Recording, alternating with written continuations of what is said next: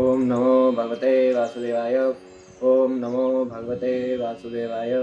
ओम नमो भगवते वासुदेवाय। श्रीमद्भागवतम तृतीय स्कंद अध्याय 11 परमाणु के काल की गणना। मैत्रेयवाचा चर्मा सद्विशेषाणामनेको संयुतः सदा परमाणु सविज्ञेयो नृणामैक्य भ्रमो यतः। भौतिक अभिव्यक्ति का अनंतिम कण जो कि अविभाज्य है और शरीर रूप में निरूपित नहीं हुआ हो परमाणु कहलाता है। यह सदैव अदृश्य सत्ता के रूप में विद्यमान रहता है, यहाँ तक कि समस्त रूपों के विलीनीकरण लय के बाद भी। भौतिक देह ऐसे परमाणुओं का संयोजन ही तो है, किंतु सामान्य मनुष्य से गलत ढंग से समझता है। तात्पर्य श्रीमद्भागवतम का परमाणु संबंधी विवरण परमाणुवाद के आधुनिक विज्ञान जैसा ही है। इसका और अधिक वर्णन कणाद के परमाणुवाद में पाया जाता है। आधुनिक विज्ञान में भी परमाणु को अंतिम अविभाज्य कण माना जाता है, जिससे यह ब्रह्मांड बना हुआ है। श्रीमद्भागवतम ज्ञान के समस्त वर्णनों की पूर्ण पाठ्य पुस्तक है, जिसमें परमाणुवाद भी सम्मिलित है। परमाणु शाश्वत काल का क्षुद्र सूक्ष्म रूप है। सत एव पदार्थस्य स्वरूपावस्थितस्य यत् कैवल्यं परम महान निर्विशेषो निरंतरः। परमाणु अभिव्यक्ति ब्रह्मांड की चरम अवस्था है। जब वे विभिन्न शरीरों का निर्माण किए बिना अपने ही रूपों में रहते हैं, तो वे असीमित एकत्व कैवल्य कहलाते हैं। निश्चय ही भौतिक रूपों में विभिन्न शरीर होते हैं, किंतु परमाणु स्वयं में पूर्ण अभिव्यक्ति का निर्माण करते हैं। एवं कालोप्यनुमितः सौक्ष्म्ये स्थौल्ये च सत्तमः संस्थान भुक्त्या भगवान व्यक्तो व्यक्त भूविभुः। काल को शरीरों के परमाणुविक संयोग की गतिशीलता के द्वारा मापा जा सकता है। काल उन सर्वशक्तिमान भगवान श्रीहरि की शक्ति है जो समस्त भौतिक गति का नियंत्रण करते हैं, यद्यपि वे भौतिक जगत में दृष्टिगोचर नहीं होते। स काला परमाणुर्वै यो भुंक्ते परमाणुताम सतो विशेषु भुग्यस्तु स कालः परमो महान। परमाणु काल का मापन परमाणु के अवकाश विशेष को तय कर पाने के अनुसार किया जाता है। वह काल जो परमाणुओं के अव्यक्त समुच्चय को प्रच्छन्न करता है महाकाल कहलाता है। तात्पर्य काल तथा अवकाश दो सह संबंधी पद हैं। अणुओं के कुछ अवकाश को तय करने के रूप में काल मापा जाता है। मानक काल की गणना सूर्य की गति के अनुसार की जाती है। एक परमाणु को पार करने में सूर्य जितना काल लेता है वह परमाणु काल के रूप में परिगणित किया जाता है। सबसे महान काल अद्वैत अभिव्यक्ति के समग्र अस्तित्व को व्याप्त करता है। सारे ग्रह चक्कर लगाते हैं और आकाश को तय करते हैं, और अवकाश परमाणुओं के संदर्भ में गिना जाता है। प्रत्येक ग्रह की चक्कर लगाने की अपनी विशिष्ट कक्षा होती है, जिसमें वह बिना इधर उधर हटे गति करता है। इसी तरह सूर्य की अपनी कक्षा है। प्रकृति के सृजन पालन तथा संहार के काल की संपूर्ण गणना समस्त ग्रहों की गति की गणना के आधार पर तब तक की जाती है जब तक कि सृष्टि का अंत नहीं हो जाता। इसे परमकाल कहते हैं। अणुरुद्ध्वा परमाणु स्यात्र सरेणुस्त्रयः स्मृतः जालार्करशम्यवगतः खमेवानुपतन्नगात्। स्थूल काल की गणना इस प्रकार की जाती है। दो परमाणु मिलकर एक द्विगुण परमाणु अणु बनाते हैं और तीन द्विगुण परमाणु एक षट परमाणु बनाते हैं। यह षट परमाणु सूर्य के प्रकाश में दृष्टिगोचर होता है, जो खिड़की के पर्दे के छेदों से होकर प्रवेश करता है। यह आसानी से देखा जा सकता है कि षट परमाणु आकाश की ओर ऊपर जाता है। तात्पर्य परमाणु का वर्णन अदृश्य कण के रूप में किया जाता है, किंतु जब ऐसे 6 कण परस्पर मिलते हैं तो वे त्रसरेणु कहलाते हैं और इन्हें खिड़की के पर्दे के छेदों से होकर आने वाली धूप में देखा जा सकता है। त्रसरेणु त्रिकम भुंक्ते यह कालः स त्रुटिः स्मृतः शतभागस्तु वेदः स्यात्तैस्त्रेभिस्तुल्लवः स्मृतः। 3 त्रसरेणुओं को संगठित होने में जितना समय लगता है वह त्रुटि कहलाता है, और 100 त्रुटियों का एक वेद होता है। 3 वेद मिलकर एक लव बनाते हैं। तात्पर्य यह गणना की गई है कि यदि 1 सेकंड के 1687.5 भाग किए जाएं, तो हर एक भाग एक त्रुटि की अवधि है, जो कि 18 परमाणु कणों के समुच्चयन का काल है। विभिन्न पिंडों में परमाणुओं का ऐसा समुच्चयन भौतिक काल की गणना को जन्म देता है। इस विभिन्न अवधियों की गणना के लिए सूर्य केंद्र बिंदु है। निमेषस्त्रिलवो ज्ञेयाम्ना तस्ते त्रयाक्षणः क्षणान् पंचविधु काष्ठां लघुता 10 पंच च। 3 लवों की कालावधि एक निमेष के तुल्य है। 3 निमेष मिलकर एक क्षण बनाते हैं, 5 क्षण मिलकर एक काष्ठा और 15 काष्ठा मिलकर एक लघु बनाते हैं। तात्पर्य गणना से ज्ञात होता है कि लघु 2 मिनट के तुल्य होता है। वैदिक विद्या के रूप में काल की परमाणुविक गणना को समझने हेतु इसी आधार पर वर्तमान समय में परिणत किया जा सकता है। लघूनि वै समाम्नाता 10 पंच नाडिका ते 2 मुहूर्तः प्रहरः षड्यामः सप्तवा नृणाम्। 15 लघु मिलकर एक नाडिका बनाते हैं, जिसे दंड भी कहा जाता है। 2 दंड से एक मुहूर्त बनता है, और मानवीय गणना के अनुसार 6 या 7 दंड मिलकर दिन या रात का चतुर्थांश बनाते हैं। द्वादशार्ध पलोम नाम चतुर्भिश्चतुरंगुलैः स्वर्णमाशैः कृतच्छिद्रं यावत् प्रस्थजलप्लुतम्। एक नाड़िका या दंड के मापने का पात्र 6 पल भार 14 औंस वाले ताम्र पात्र से तैयार किया जा सकता है, जिसमें 4 माशा भार वाले तथा 4 अंगुल लंबे सोने की सिलाई से एक छेद बनाया जाता है। जब इस पात्र को जल में रखा जाता है तो इस पात्र को लबालब भरने में जो समय लगता है वह एक दंड कहलाता है। तात्पर्य यहाँ यह सलाह दी जाती है कि तांबे के मापक पात्र में जो छेद बनाया जाए वह छेद 4 माशा से अधिक भार वाली तथा 4 अंगुल से अधिक लंबी सलाई से ना बनाया जाए। इससे छेद का व्यास सही रहता है। इस पात्र को जल में रखा जाता है। उसके ऊपर तक भर जाने का समय दंड कहलाता है।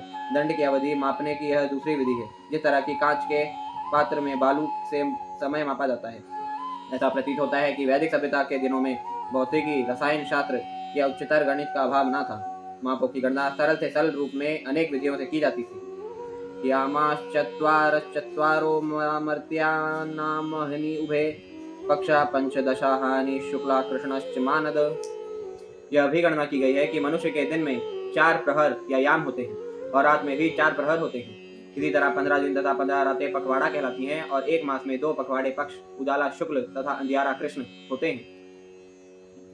तयो समुच्चयो मासा पितॄणां तद हरिनिशं द्वौ तावृतु षडयनं दक्षिणं चोत्तरम दिवि।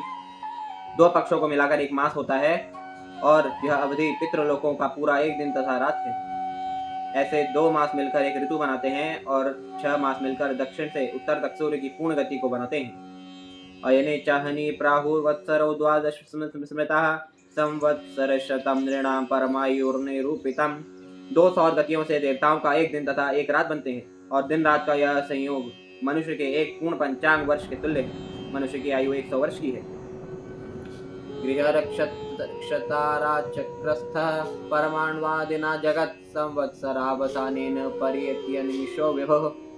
सारे ब्रह्मांड के प्रभावशाली नक्षत्र, ग्रह, तारे तथा परमाणु सर्वशक्तिमान के प्रतिनिधि सनातन काल के निर्देशानुसार अपनी अपनी कक्षाओं में चक्कर लगाते हैं। तात्पर्य, ब्रह्म संहिता में कहा गया है कि सूर्य परमेश्वर की आंख है और यह काल की अपनी विशिष्ट कक्षा में चक्कर लगाता है। इसी तरह सूर्य से लेकर परमाणु तक सारे पिंड काल चक्र अर्थात सनातन काल की कक्षा के वशीभूत हैं और इनमें से हर एक का एक संवत्सर का कक्षा पूरी करने का नियमित काल चक्र है।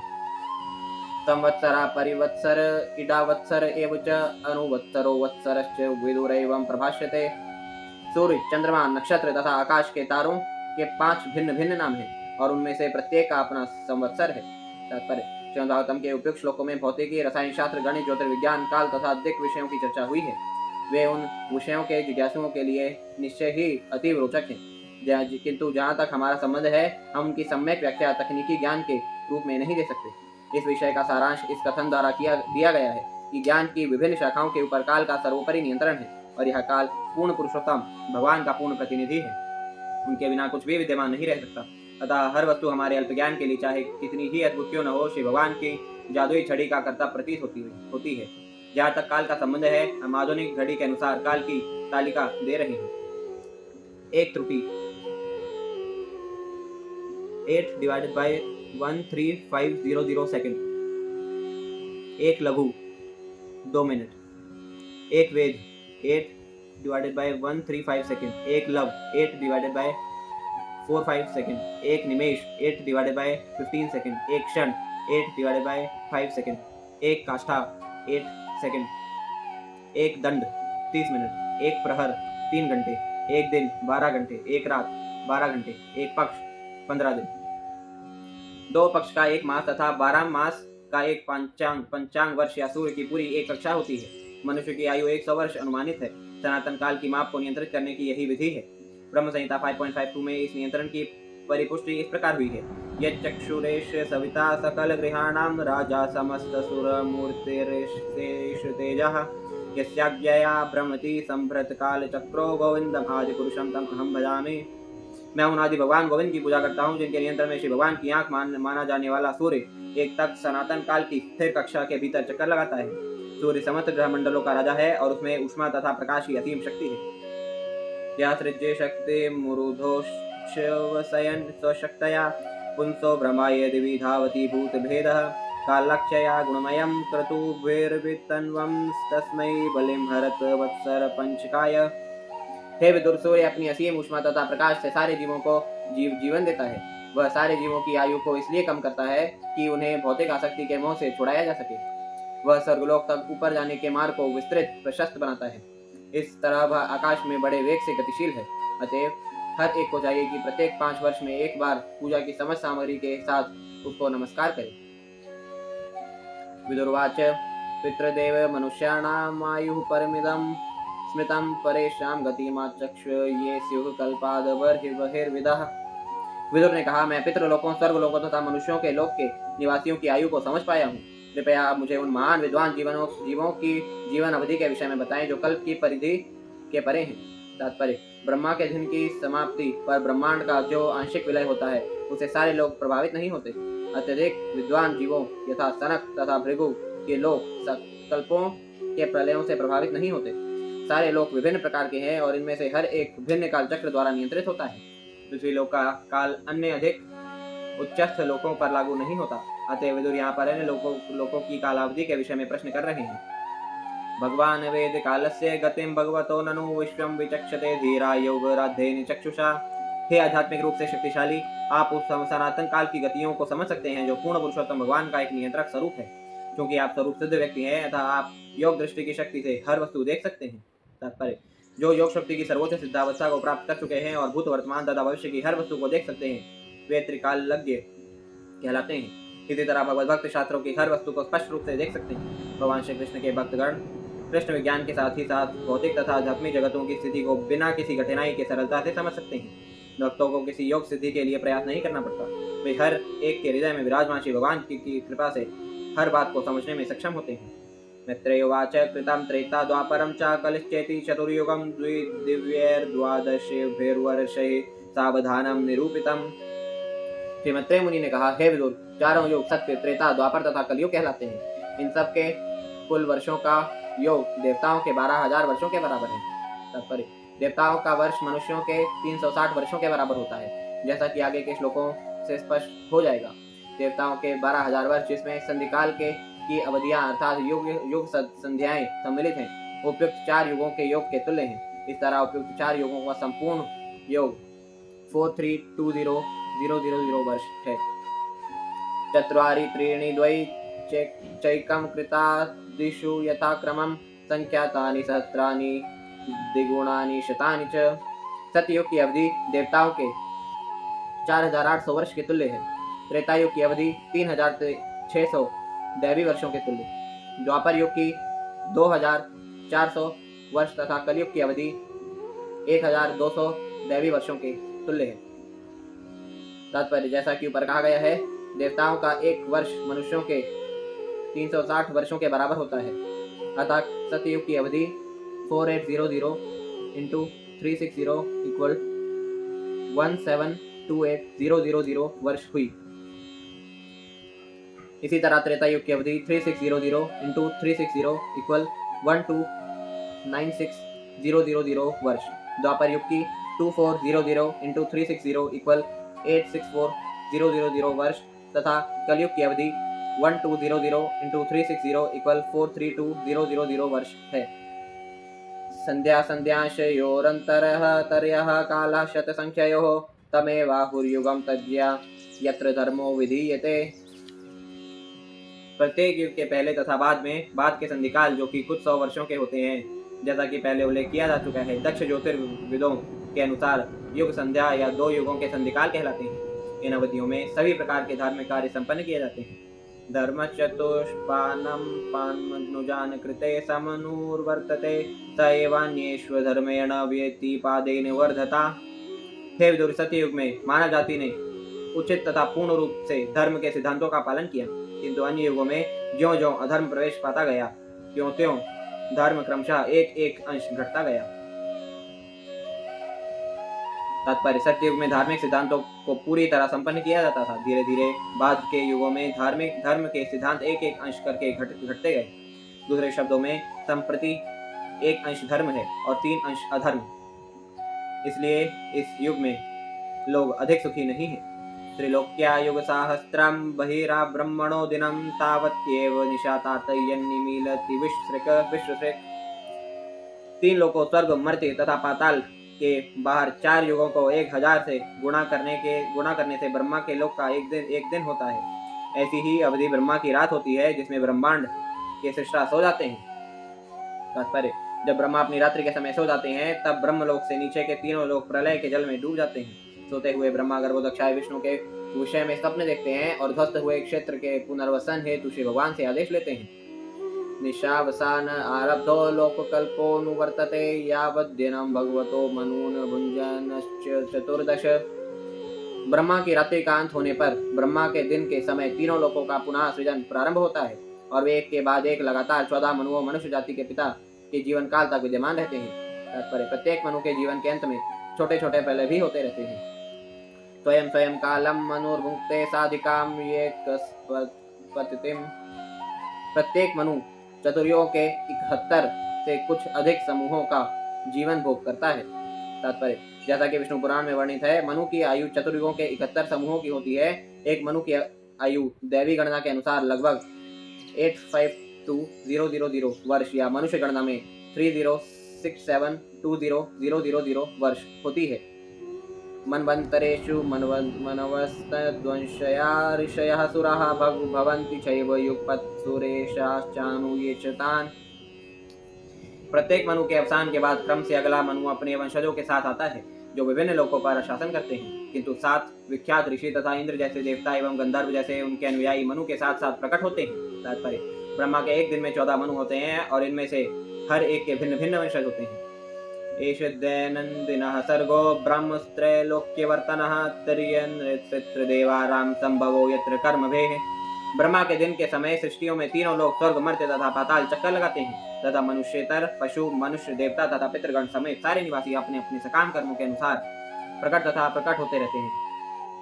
मन्वन्तरेषु भगवान् बिभ्रस्तत्वं स्वमूर्तिभिः मन्वादिभिरिदं विश्वं वत्योदेकपौरुषः। प्रत्येक मनु के बदलने के साथ पूर्ण पुरुषोत्तम भगवान विभिन्न अवतारों के रूप में तथा यथा मनु इत्यादि के रूप में अपनी अंतरंगी शक्ति प्रकट करते हुए अवतीर्ण होते हैं। इस तरह प्राप्त हुई शक्ति से वे ब्रह्मांड का पालन करते हैं। तमो मात्रामुपादाय प्रतिसंरुद्ध विक्रमः कालेनानुगताशेष आस्ते तूष्णीं दिनात्यये। दिन का अंत होने पर तमोगुण के नगण्य अंश के अंतर्गत ब्रह्मांड की शक्तिशाली अभिव्यक्ति रात के अंधेरे में लीन हो जाती है। सनातन काल के प्रभाव से असंख्य जीव उस समय उस प्रलय में लीन रहते हैं और हर वस्तु मौन रहती है।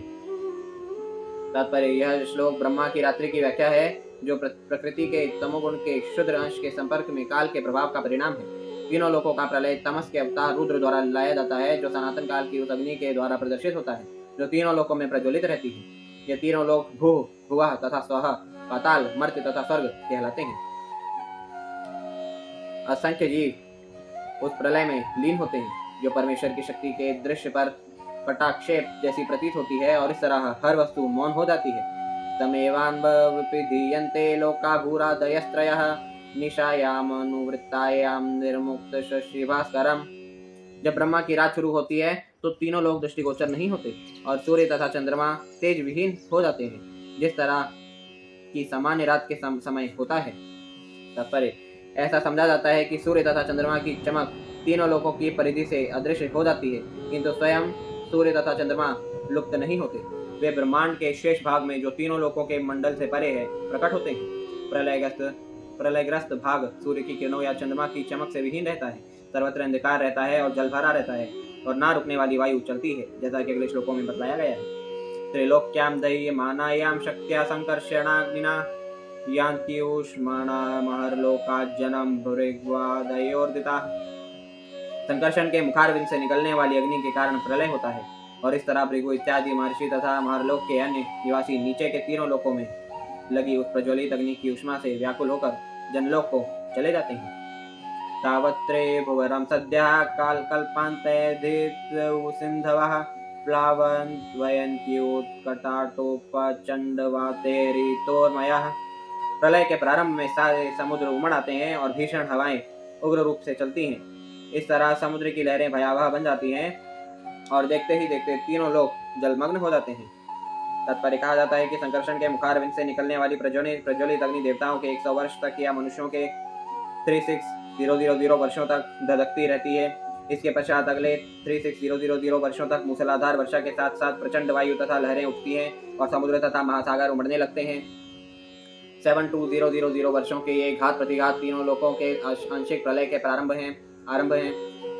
लोकों के इन प्रलयों को भूलकर योग सभ्यता की भौतिक प्रगति में अपने आप को सुखी मानते हैं। यही माया कहलाती है, अर्थात वह जो नहीं है। अंतः स तस्मिन् सलिल आस्तेऽनन्ता सनो हरिः योग निद्रा निमीलाक्षः स्तूयमानो जनालये। परमेश्वर अर्थात भगवान श्री हरि अपनी आंखें बंद किए हुए अनंत के आसन पर जल में लेट जाते हैं और जनलोक के निवासी हाथ जोड़कर श्री भगवान की महिमामयी स्तुतियां करते हैं। तात्पर्य हमें श्री भगवान की शयनावस्था को अपनी नींद जैसी नहीं समझना चाहिए। यहाँ पर योग निद्रा शब्द का विशेष रूप से उल्लेख हुआ है, जो सूचित करता है कि श्री भगवान की शयनावस्था भी उनकी अंतरंगी शक्ति की अभिव्यक्ति है। जब भी योग शब्द का उपयोग किया जाता है तब इसे दिव्य का द्योतक समझना चाहिए। दिव्य अवस्था में समस्त कार्यकलाप सदैव विद्यमान रहते हैं और उनकी महिमा का बखान भृग मुनि जैसे महान ऋषियों की स्तुतियों द्वारा होता है।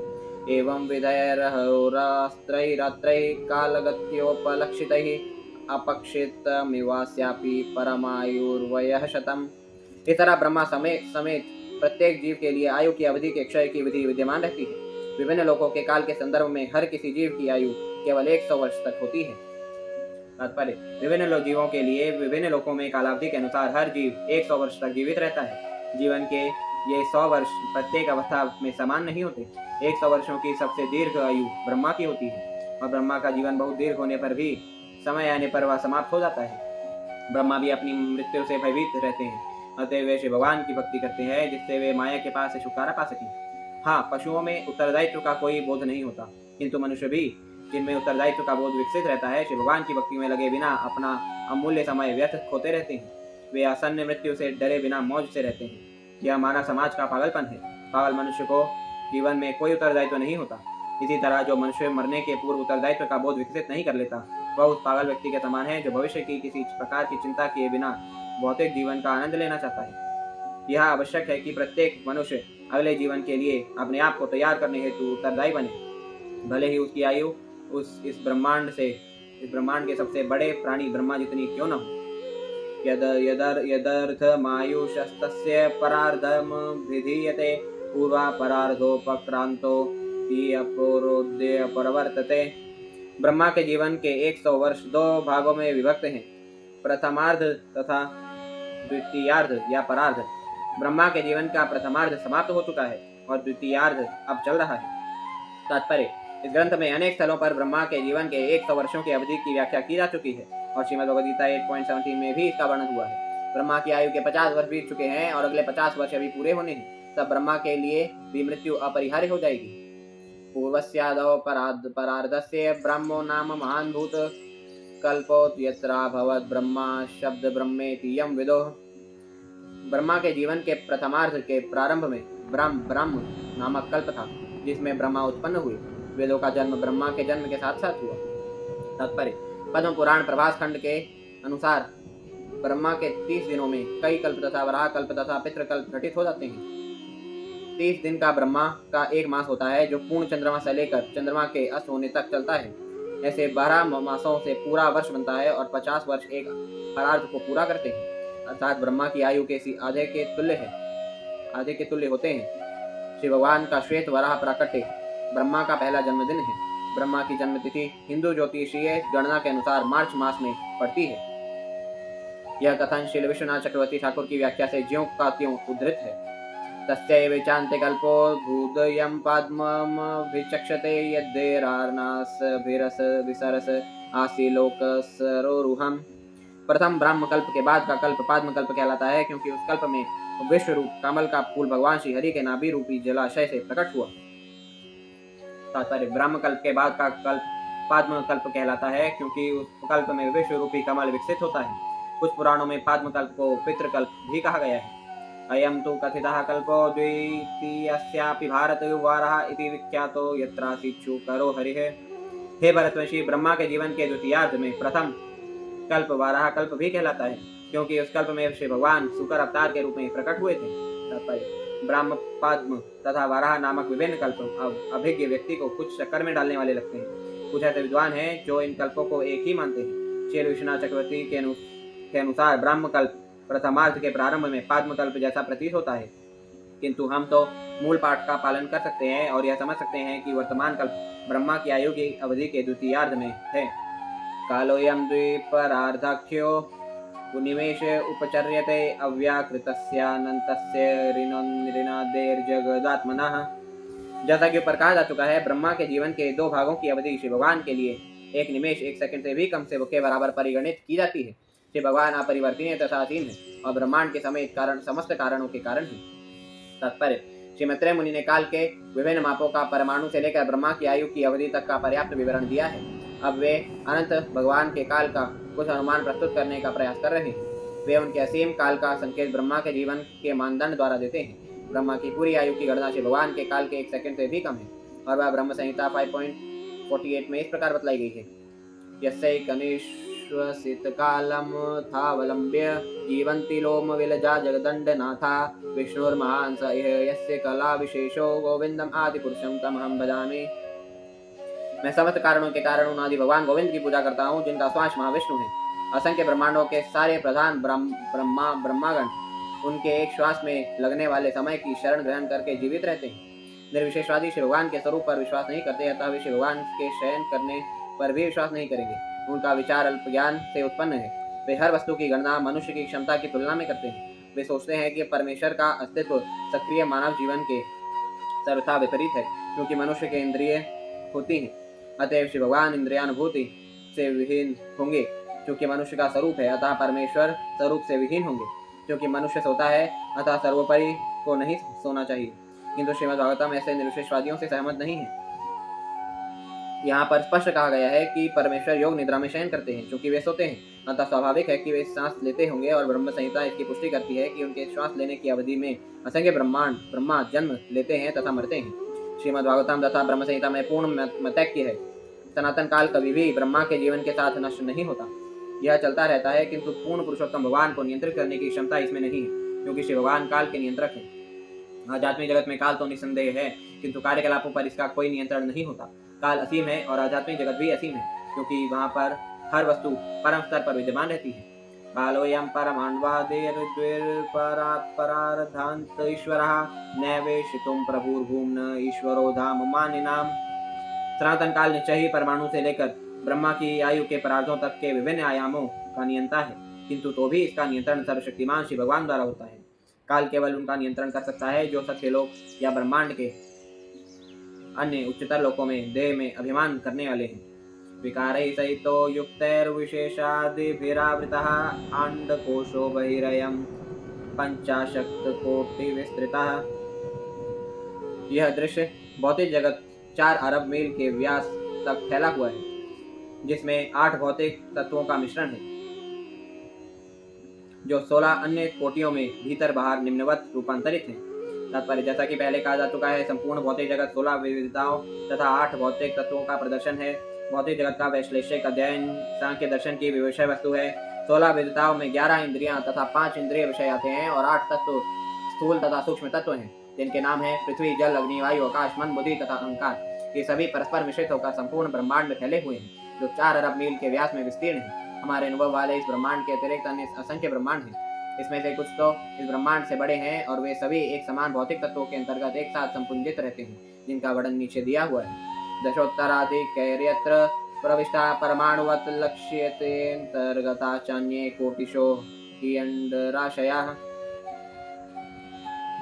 ब्रह्मांडों को ढके रहने वाले तत्वों की परतें पिछले वाली से 10 गुनी अधिक मोटी होती हैं और सारे ब्रह्मांड एक साथ संपुंजित होकर परमाणुओं के विशाल संयोग जैसे प्रतीत होते हैं।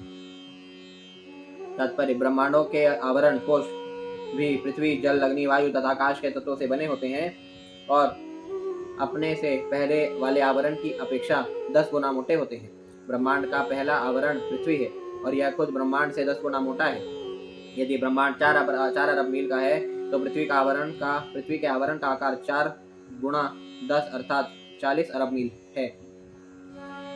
जल का आवरण पृथ्वी के आवरण से 10 गुना मोटा है और अग्नि का आवरण जल के आवरण से 10 गुना अधिक है। वायु का आवरण अग्नि के आवरण से 10 गुना और आकाश का आवरण अग्नि से 10 गुना होता है।